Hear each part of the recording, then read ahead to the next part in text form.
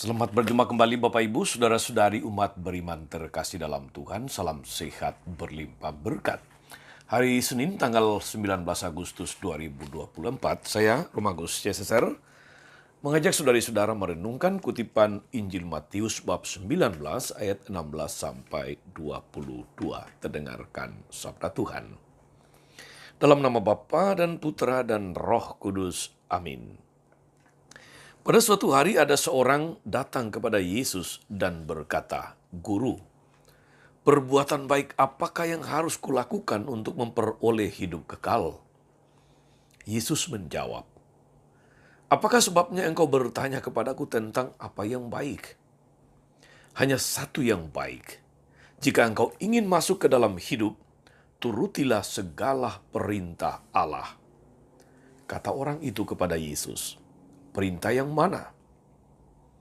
Kata Yesus, "Jangan membunuh, jangan berzina, jangan mencuri, jangan mengucapkan saksi dusta, hormatilah ayah dan ibumu, dan kasihilah sesamamu manusia seperti dirimu sendiri."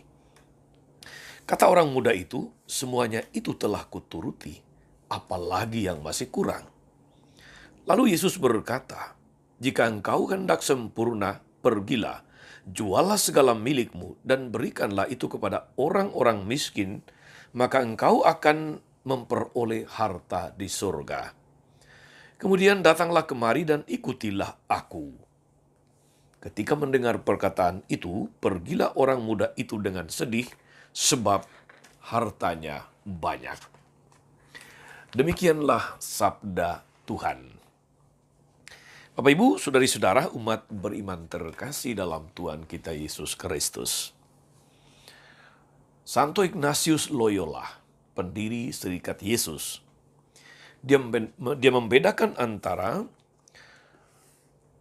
satu, orang yang senang menjadi orang Kristiani yang biasa-biasa saja, yakni yang berpuas diri dengan hidup benar tanpa berbuat dosa, tanpa melanggar perintah Tuhan.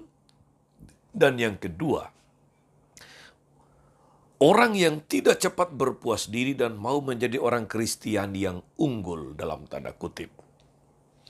Yakni dengan tidak sekedar tidak melanggar perintah Tuhan, tidak berdosa, tetapi mengikuti Yesus secara lebih radikal. Sekali lagi, mengikuti Yesus secara lebih radikal.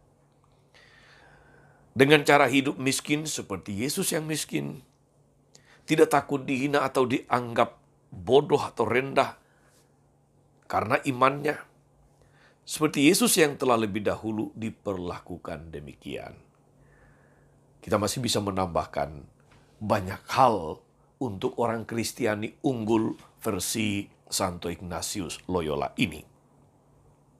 Saudari-saudara umat beriman terkasih dalam Tuhan, anak muda dalam Injil tadi yang mendekati Yesus, dia telah melaksanakan ke-10 perintah Allah.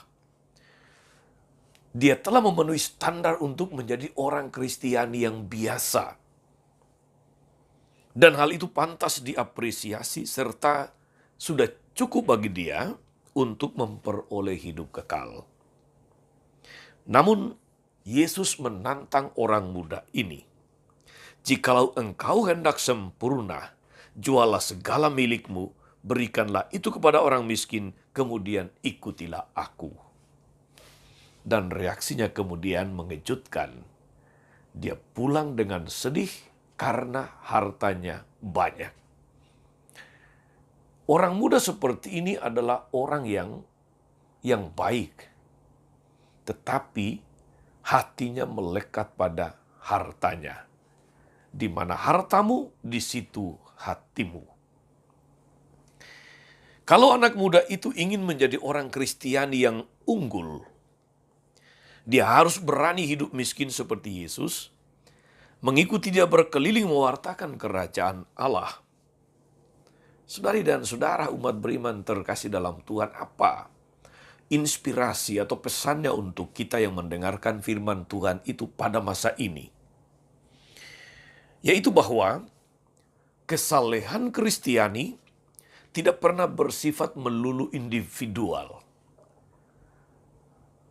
Artinya, kita tidak menjadi saleh hanya karena tidak melakukan dosa, karena mengikuti seluruh perintah Allah tanpa ada yang terlewati.